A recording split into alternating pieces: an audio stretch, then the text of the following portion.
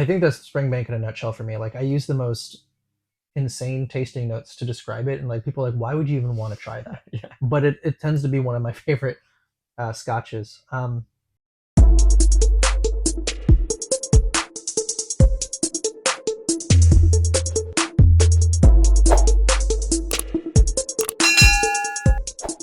Welcome to Whiskey and SV. I'm your host Sam, and tonight we're joined by my good friend Kevin. Hi everybody, thanks for having me, Sam. Thanks for joining us, Kevin. Yeah, and tonight we have the latest releases of Springbank 12-year cask strength in our possession. Specifically, we have last year's batch 24, which I believe is made from 60% bourbon cask and 40% sherry casks, and it's bottled at 54.1%. And we have this year's batch, which is batch 25. And this year they've done slightly more bourbon. It's 70-30, so 70% bourbon and 30% sherry. Mm-hmm. And it's bottled at 57.2%, so it's slightly about 3 percentage points more ABV. Now, typically I usually like my Springbanks to have more bourbon influence than sherry influence, because I feel like the Springbank funk gets diluted and sort of like killed by that over sherried influence. So, Mm-hmm. so I'm very excited to try this. I too prefer the bourbon cask on Springbank as well, and so a blind will tell us the real results. Awesome. So these have been open for a while. We poured them about 20 minutes ago. Mm-hmm. And yeah, so we're gonna put them on the spinny thing.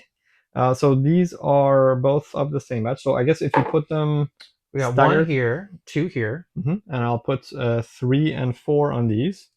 So 3 and 4 are the new one, 1 and 2 are the old one. And so if we put them staggered like this, and we're consistent with which hands we grab them, then that will give us one of each, and we will both be trying the same one at the same time. Right. Perfect. Okay.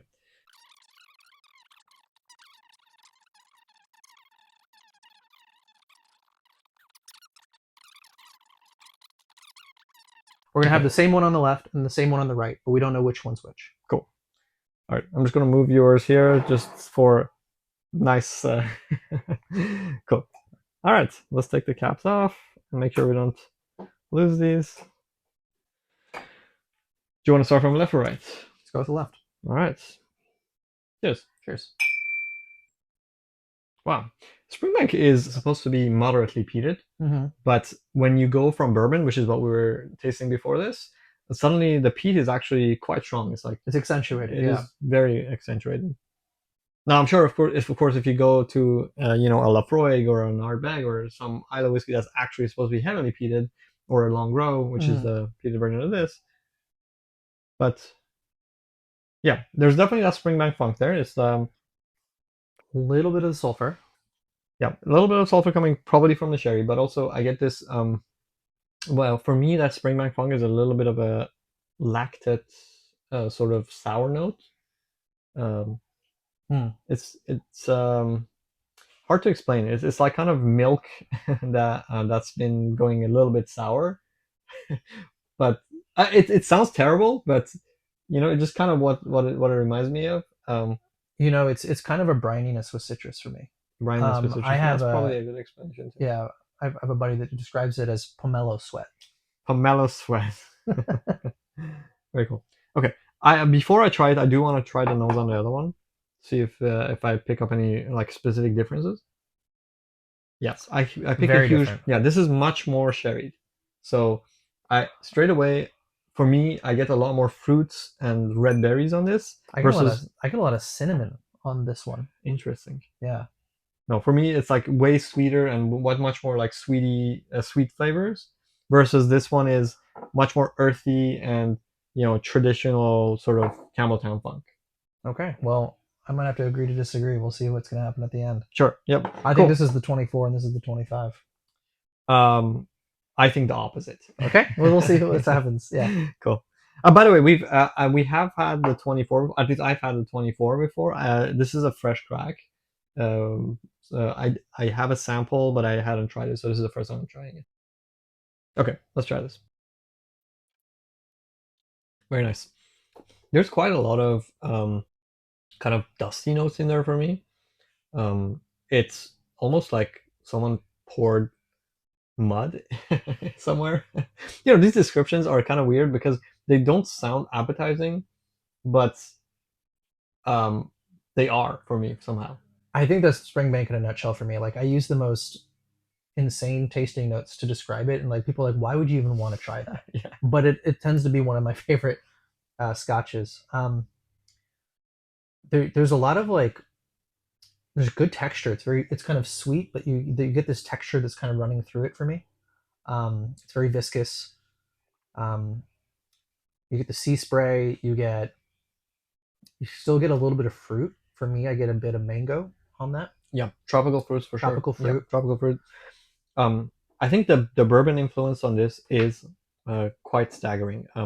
What most of the and I feel like it was probably like some sort of fresh bourbon cask because even though there are those like very distinct Campbelltown Hmm. funk kind of funky flavors to it, I do get the sort of the vanilla that comes from that sweet American oak. Yeah, So it's certainly got that vanilla and that kind of characteristic you'd expect from a bourbon cask. mhm. Try the next one. All right, yeah, way more fruity to me. For me, the note that really sticks out is cinnamon. Hmm. I get a really strong baking spice cinnamon on this one.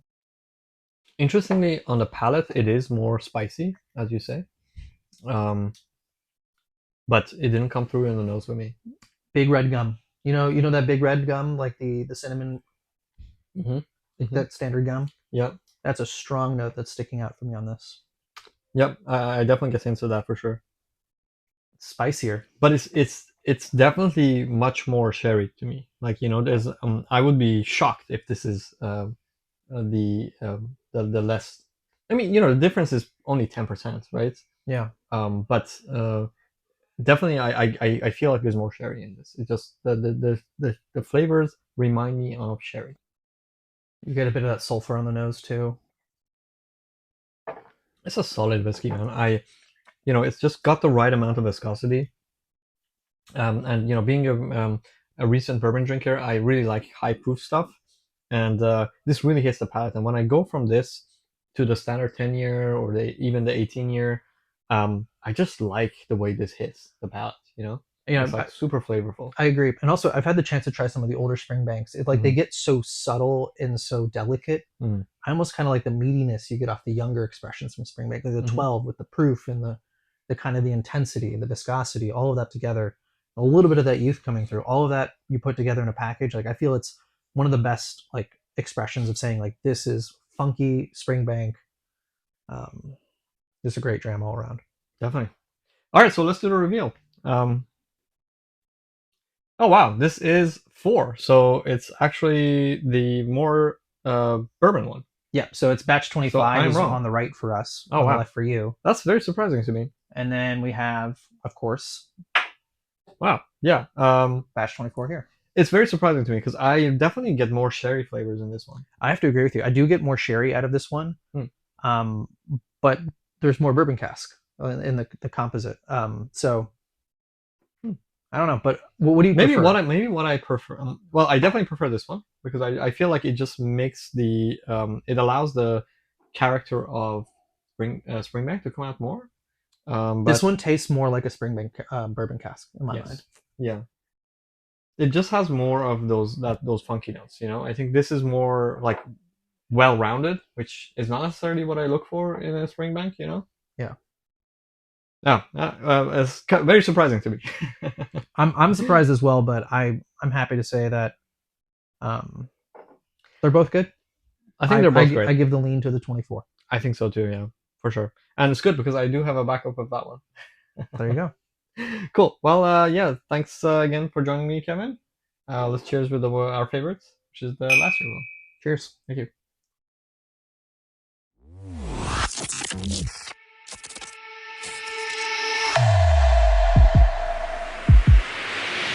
Maybe what I consider to be like a bourbon cask finished thing that is like showing up more is a bourbon one um, where it's like a used bourbon cask, and maybe this is not a used bourbon cask. That's why um, Oh, like the fill levels different. Like it's like a first fill versus second versus second fill. fill. Yeah, Yeah, it's hard to tell. because this It definitely feels like it has like something that's masking Springbank a little bit, right? More than this one, that's for sure. There's that like it's like a spice that's just like over the top that like completely masks it. Hmm. Um, it's still got that kind of like pomelo sweat though.